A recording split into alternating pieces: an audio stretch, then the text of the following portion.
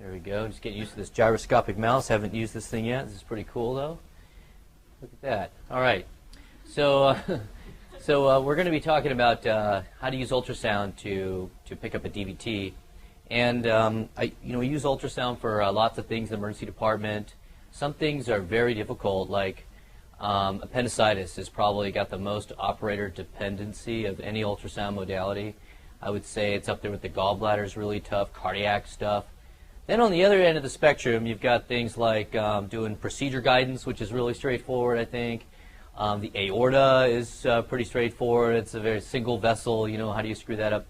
And this is one of the other ones over there that I find that people pick up readily. I've been teaching this stuff around the country to attending physicians already working for 20 years in practice, and they all struggle with the gallbladder, but they all are amazed at how straightforward this DVT stuff is. So this is something I know we do rely on our scans for a lot of other stuff that's harder than this, but I find that this is where we end up getting a lot of formal ultrasounds to be safe, I think, because it is a high stakes game. If you miss a gallstone, it's not that big of a deal, but if you miss a blood clot in somebody's leg and it goes to the lung and kills them, that is a big deal. So I can see why there is some trepidation here. That being said, I think so far we haven't had any problems doing this now for about 6 or 7 years, almost 1,000 studies, and so I think it's a pretty straightforward thing to do.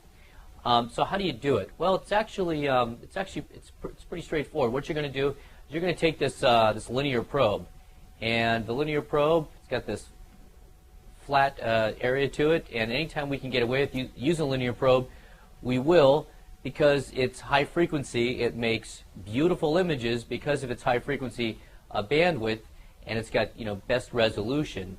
Now, if you notice that there is a bandwidth to it from 5 to 10 megahertz, and that's something to kind of think about, because at the 10 megahertz range, it's really for very superficial structures. And some of these patients who've got large legs, you want to turn it down to the 5 megahertz setting, or what we call the penetration mode. And you do that on the mode setting on the Sonosite device. You would go from gen to res to pen, and it just toggles. So you keep pushing that button, and it keeps going back between gen, res, and pen. What does that mean? Gen means the middle frequency setting. So if the probe goes from 5 to 10 megahertz, generally speaking, it'll fire up at that middle frequency general setting at 7.5 megahertz. On patients who have very large tree trunk legs, you want to turn it down to the penetration mode so you can get the sound to go all the way towards the end of its ability to see, which in a linear transducer is about 5 or 6 centimeters on the penetration mode, because you're down at about 5 megahertz then. Okay, so we had a patient the other day who was really challenging to see, enormous legs that I had over in ED3, and we went to the penetration mode, and we actually got some decent images of her femoral system. The popliteal system was a loss. So in those extreme edges of body habitus, I think it's reasonable definitely to send those patients downstairs to radiology. Now, ultrasound really is the initial screening modality in symptomatic patients. So to think that you can go bed to bed to bed, in patients who are just at risk for DVT like they are in the ICU, but not necessarily with symptoms, the same test characteristics don't necessarily hold up. So it's really great in the symptomatic patient. There's about 500,000 screening exams every year. We know that ultrasound is accurate. It's 95% sensitive, 98% specific in those symptomatic patients. And when you withhold anticoagulation in those patients, it's been shown to be safe. Now, the problem is that in their own literature, radiology has been whining about the overuse of the emergency department or of radiology, because the majority of these scans, they're screening ultrasounds, and the majority of them are actually negative. And so, taking the patient down to the radiology department, finding a technician, interpretation, to do this 24 hours a day, not available across the country, definitely. I mean, we could do it here at UCI, but we're definitely the exception and not the rule. Most places around the country, because this is so burdensome on the departments of radiology, and I use that term because I found it in their own literature, in a journal that they had published this, they used that term, that the ER is burdensome on them. I loved it. I jumped right on that and throw it in my lectures whenever I can. Basically, for around the country, it really is too much to ask somebody to be on call 24 hours a day to rule these out. So what do? You got someone with leg swelling in the emergency department, you don't have ultrasound, you know what you do? you give them Lovenox, and they get another ultrasound the next day. Lovenox, as we all know, is not a benign drug. If you had to inject Lovenox to me right now, you know, based on my lifestyle, I wouldn't really like that at all, to be honest with you. There's some risks there with giving people Lovenox. It's much easier, I think, to just go into the ultrasound. So how do you do it? Well, just keep in mind, this is some anatomy over here. We've got the femoral area around this area here, and this is the inguinal ligament, and we can see right at that inguinal ligament there, that's where the abdomen turns into the leg. And we can see these vessels that emerge along the leg there, the femoral artery and the femoral vein. And at this very proximal location, you're actually going to be able to see the great saphenous vein. If I can show you right there, that's the great saphenous vein adjoining the common femoral vein. And at that location, that's where you're going to start compressing. Okay, it's really up superior. Okay, way up there by that inguinal ligament. Now, right away, you're going to see a branching of the femoral vein into the superficial and deep femoral veins. And the deep femoral vein is a very small caliber structure. It's actually really hard to see. As soon as it dives right down to the bone, you don't even actually see it anymore. And so because it's small caliber and you can't see it, it's not that clinically relevant anyways if it got a DVT, because it becomes such a small caliber. But you will see the common femoral artery bifurcate into its superficial and profundus arteries, and those structures are very visible on ultrasound. And then you're going to march down the leg, and you'll be able to see pretty much all this vasculature right along here. And then about halfway down or so, it dives into this adductor canal, maybe 2/3 of the way down. You get into this adductor canal. Very difficult to insunate this region right here. It takes people, even in the best of hands, to be able to see this an additional 10 to 15 minutes total for both legs to be able to visualize the adductor canal. But then eventually it gets down into the popliteal fossa. So here it is up here in the groin area. We see the superficial femoral artery, and we can see down here the deep femoral artery with its paired common femoral vein. You can see how they're linked side by side here, lateral, medial. How do you remember that the vein is more medial to the artery? Venus rhymes with penis. Vagina doesn't rhyme with vagina. It starts with the same. I know that's how you remember it.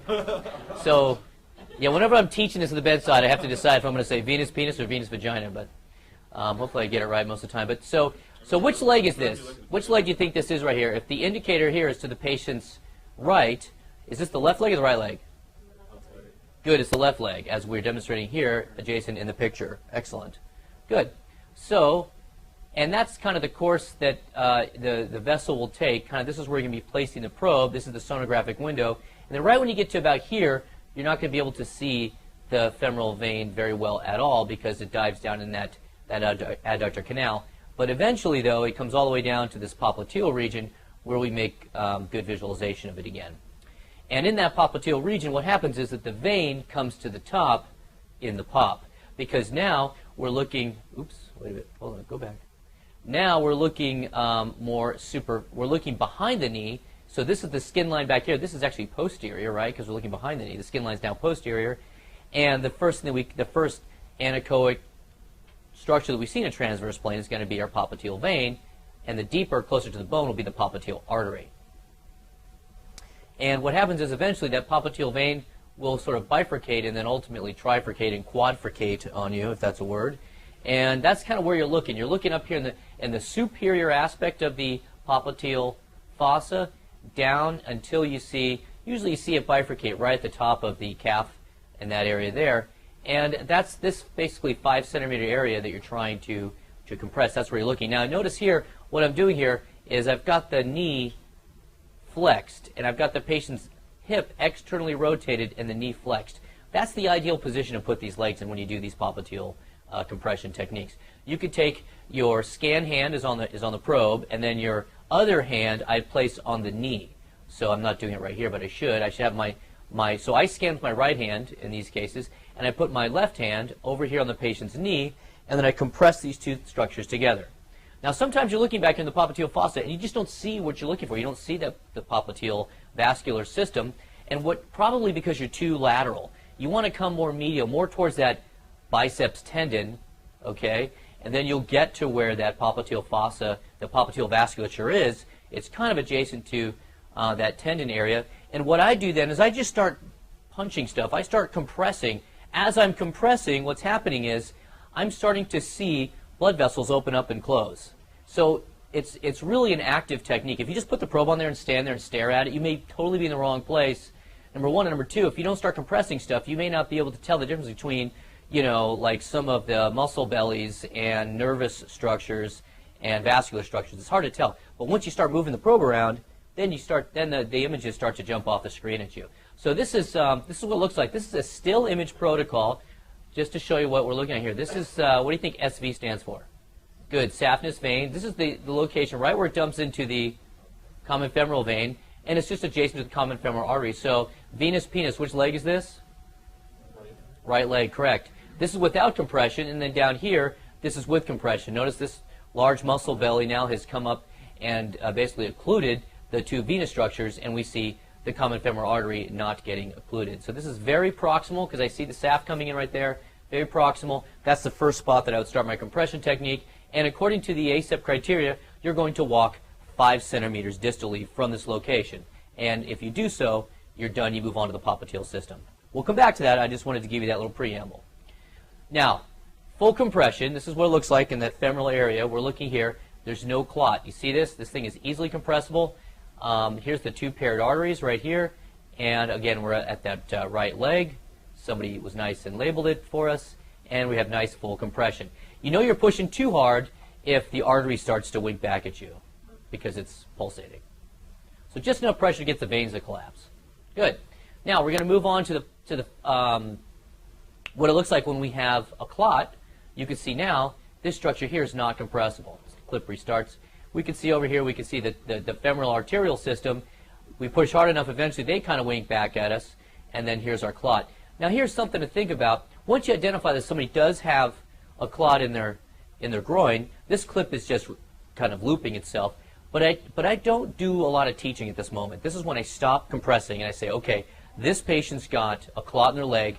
At this point, I need to treat it. And any more perturbation here, it could dislodge the clot. Okay, so this is a situation where once I see a blood clot here, I mean, you could tell this thing is not compressing. It's very obviously a clot. And this is where I want to start thinking about giving anticoagulants and not getting formal radiology ultrasounds, because that's only going to potentially dislodge this clot. I remember a patient, an older man, who was having pain in his leg, and the family was using a massager because he was having pain, and all of a sudden he got very short of breath and had thrown the clot to his lungs. Interesting case. Yeah, the massager and the leg pain, the massager dislodging the clot, patient gets pulmonary embolism.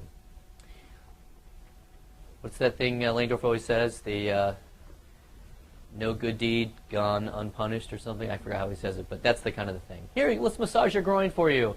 Next thing you know, you can't breathe. Hey-yo. Now we're in the pop. Are we certified to formally read these? And are we credentialed as a faculty group to read these? Everybody, I believe, is credentialed except for 2 of the attendings. Everybody else is credentialed to interpret these. The 2 that are not, I'm more than happy to meet with them and get them up to speed on this and get them credentialed.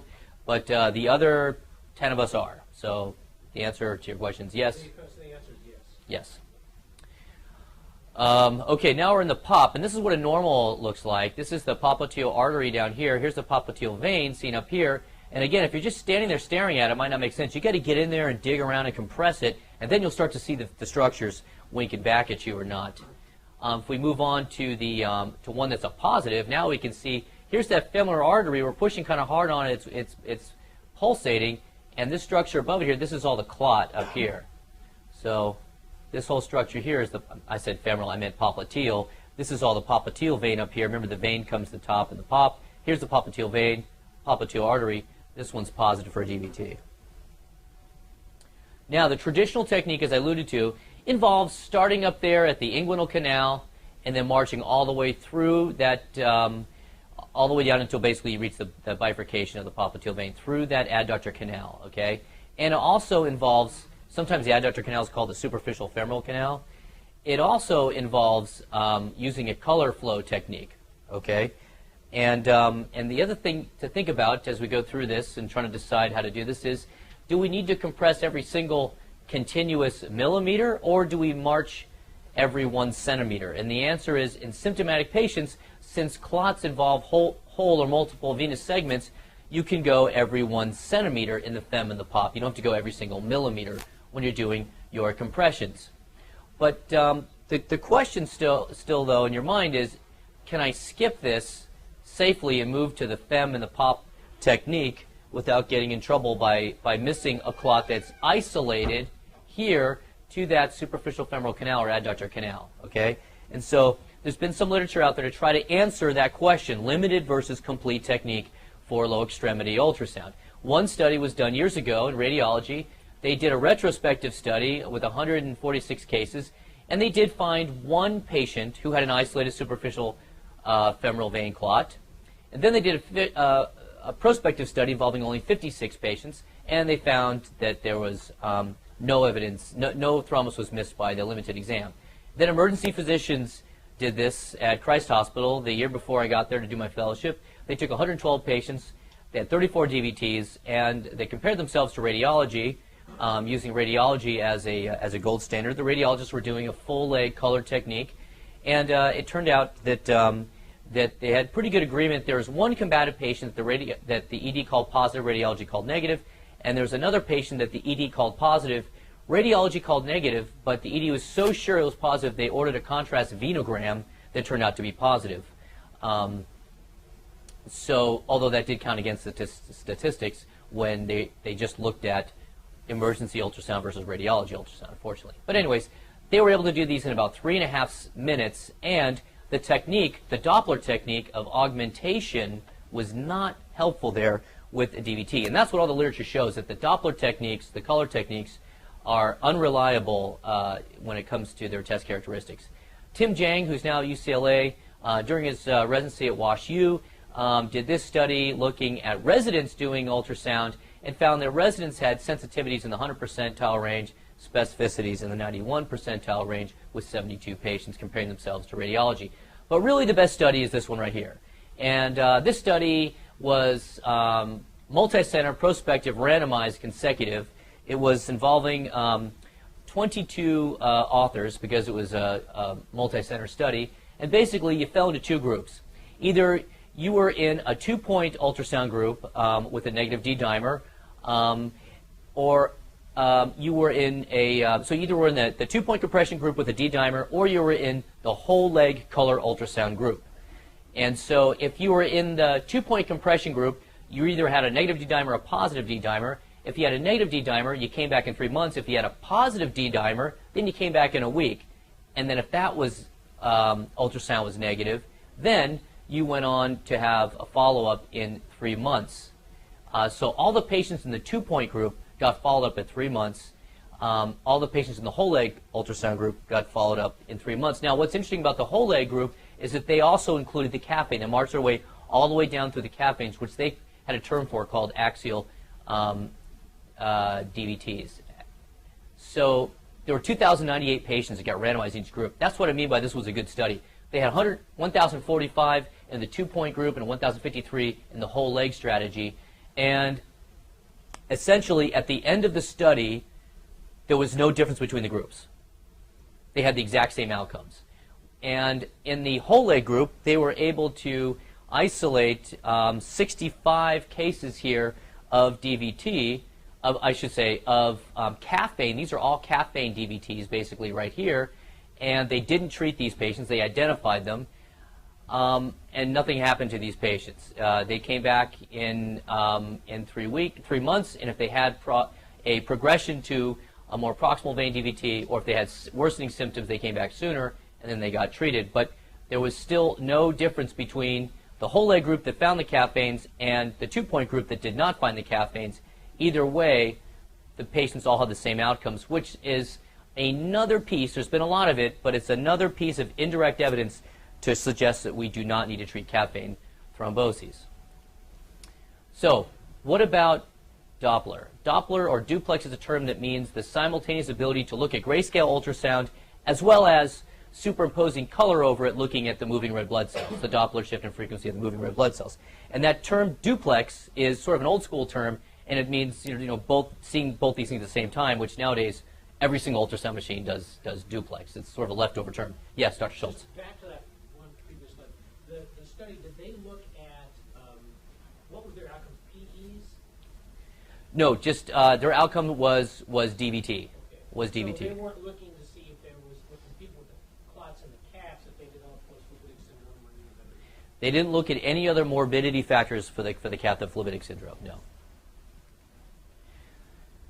So it turns out that with this Doppler, this duplex technique, that it seems like it would be a great idea to be able to see problems with the actual flow of the blood through the vessels. However, when you look at the test characteristics of all the different Doppler or duplex techniques, none of them are good. And they are just not accurate enough to rely upon to say one way or the other patient does or does not have a DVT, which is good for us novice sonographers who just want to rely on the grayscale techniques alone and not have to learn these fancy color techniques. That's kind of where I'm going with this.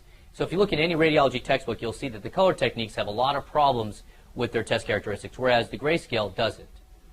So one of the techniques is augmentation, and we can see here they've got the probe up here in the femoral region, looking at the common femoral vein, and they've got the squeezing of the calf down here, okay?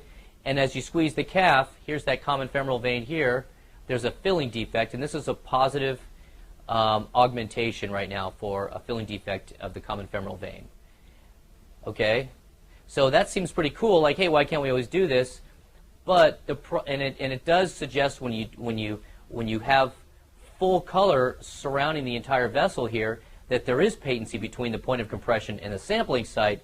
However, once again, all the literature shows we cannot rely on this augmentation technique. It just doesn't work. There are other techniques too with Doppler, like spontaneity. You should just see blood spontaneously flowing in the larger vessels without having to compress the calf. It doesn't work.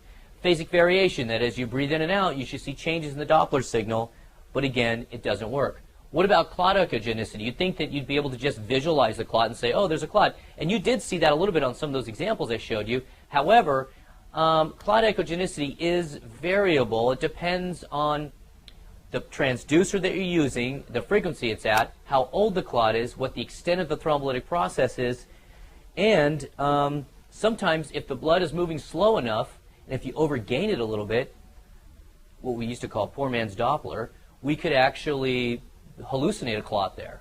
So slow-flowing blood that's overgained can look echogenic. So you can't rely on this clot echogenicity thing. Here's another pitfall. You can get hung up on the biceps tendon.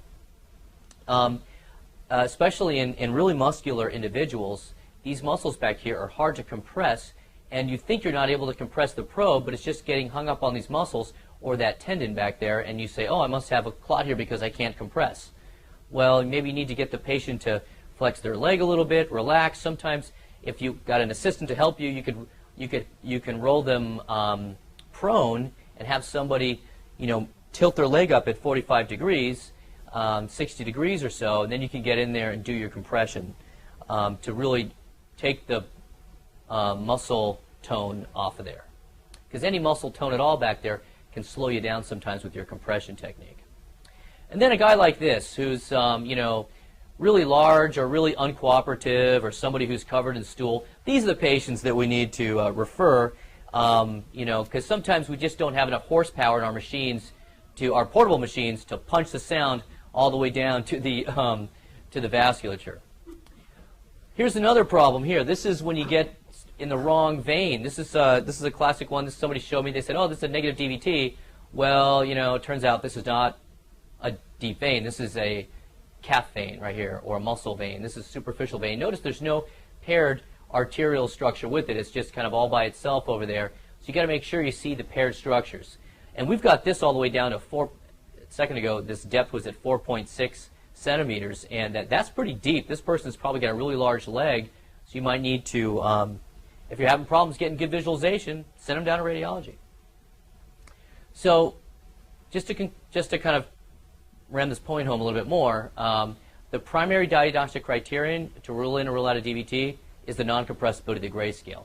All this other stuff over here, they're all kind of adjuncts, but not reliable one way or the other to rule in or out a DVT.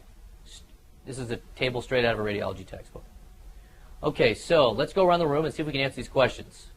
Number one, who's on ultrasound right now? Oh, it's Art. Is he still? Yeah, Art. What do you think about this one? I know you just went through the ringer on the M&M case, but so this person came in. I'll tell you a little bit of history. They came in with calf pain and swelling, especially in the popliteal areas. Really, the popliteal area, they're having the most discomfort. Young person, no real DVT risk factors, but just a lot of pain back there in the popliteal region. It doesn't look like it's not well demarcated. I don't think it's a vessel. Maybe like a ruptured Baker cyst or something. Yeah, very good. So what does that mean, a Baker cyst? Anybody know what it is? Good. It's an outpouching of the synovium of the joint. So you guys are excellent. So the synovium of the joint kind of outpouches and gets in that popliteal area. The patient's got popliteal pain, some swelling back there. And you look at this thing right away, and you want to make sure it's not a aneurysm. Good. So the way I do that is I put a little flow on there, make sure I don't see like this aneurysmal structure back there. That's one of the things I think about, in addition to DVT and cellulitis. Yes. Okay. Fine. Okay. How about this one? This one's kind of interesting. Who wants to take a crack at this? Wes, you look like you're so awake and ready right now. Yes, sir. Yes. What do you think? So tell me, which leg is this? Tell me which vasculature this is, and what do you think it's positive or negative? Looks like that is the patient's left femoral Correct. area, and it looks like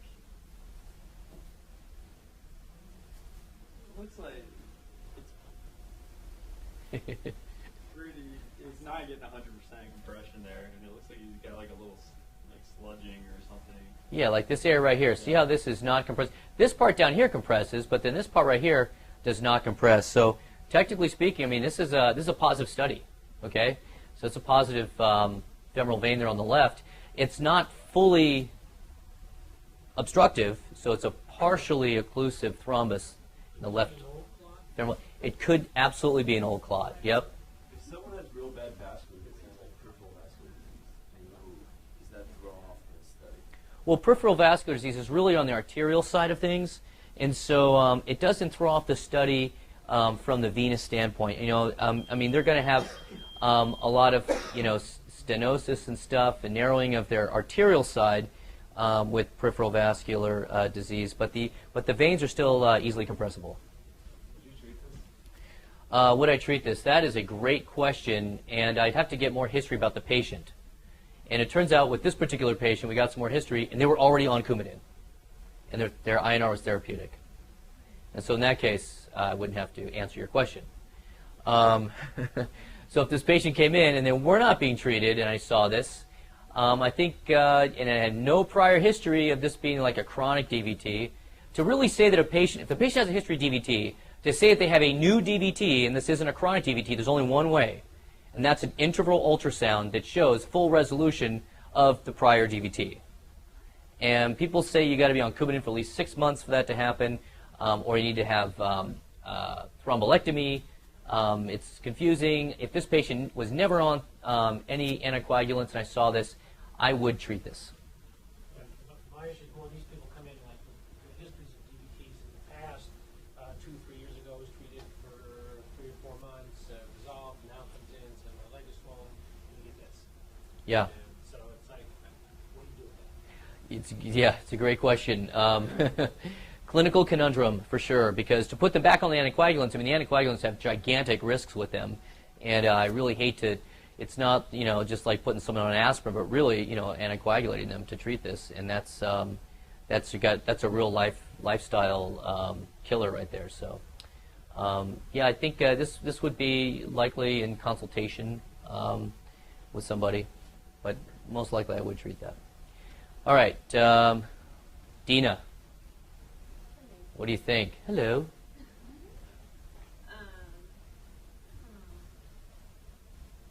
It looks like the leukemia is probably Yes, that's correct. and I think it's compressible. Yeah, it is compressible. What you're seeing now is that vein being compressed and the arteries right in here. Yeah, so why don't we see the vein right now?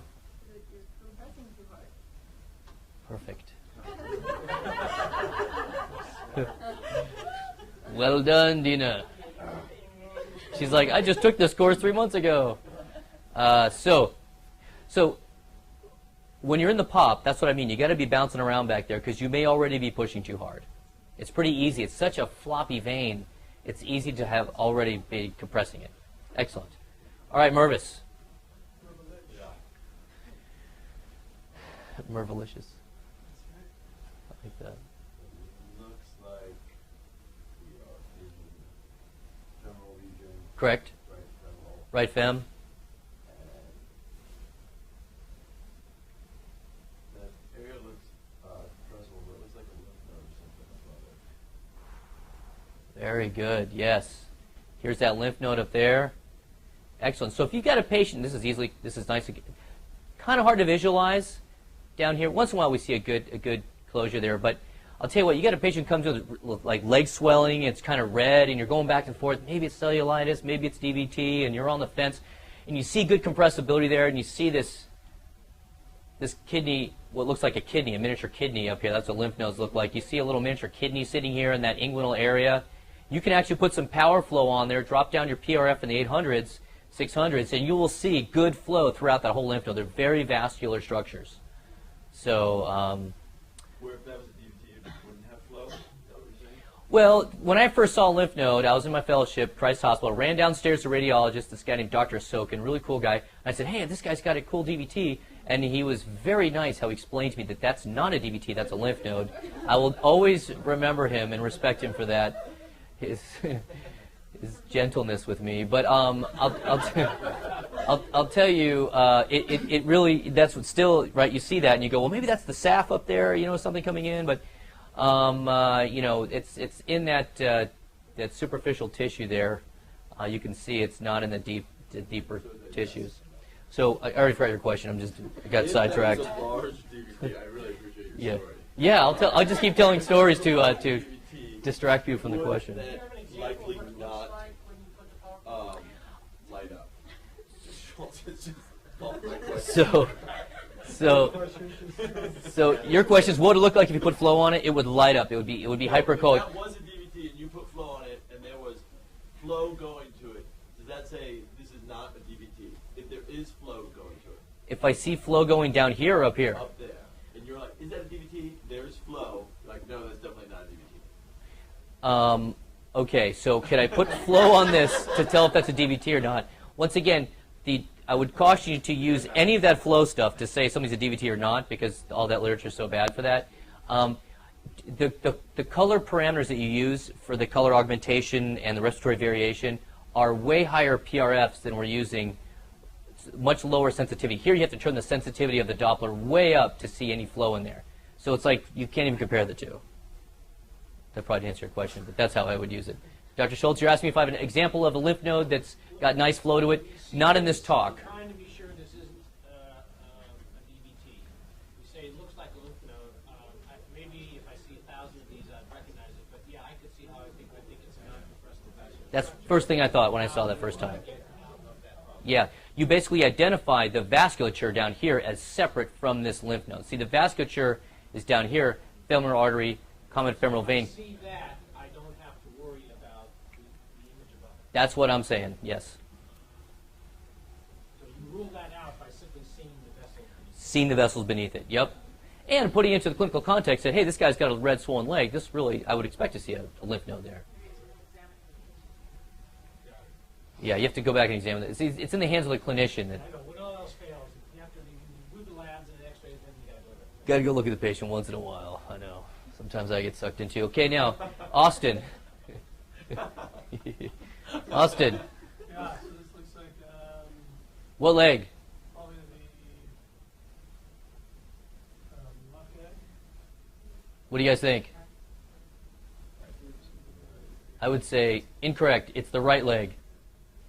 Because, why do I say that? Because this is the artery right here, the femoral. This is a little old lady. She's got a little tiny femoral system. Our depth is too deep. I would decrease our depth. But that's the femoral artery right there. This is the femoral vein, common femoral vein. What's the one on the right there that's being compressed? This thing right here, No, to the lower left there. where down here. Yeah, it looks like it's opening up and closing. This is an arterial structure down here that's being compressed so hard, I think, that we're starting to see some compression of the arterial system. But what do you think this is right here, this common femoral vein? But I guess I was fooled by the collapsing, I guess, arterial. Part of this thing that's collapsing here is a little bit of this femoral vein that's collapsing a little bit in here too. Yeah, you see a lot. I mean, can you guys see how this is a collapse? I picked ones that were really hard. Most of these are super obvious. But I wanted to pick some ones that were the ones that I struggled with so that you could kind of get a feeling for the other end of the spectrum there. So that's basically it. You start in the fem, you go down about 5 centimeters, and you go to the pop, you go down 5 centimeters. And it's the grayscale compressibility. Now, the way I do it is I go down until I don't see it anymore, because it only takes me another 10 seconds or so of marching until I get maybe halfway down the leg. And it gives me a little bit more practice with it and some teaching and stuff like that. So I go down until maybe about halfway down the leg until I don't see it anymore. If I keep seeing it, sometimes I go right through that superficial femoral canal, in that adductor canal, if I keep seeing it. But usually I don't. 90% of the time I lose it somewhere halfway down the leg, and then I go to the pop, and then I go to the other leg. And so, but technically speaking, it's that 5 centimeter distance up there. Any questions about that stuff? Other questions?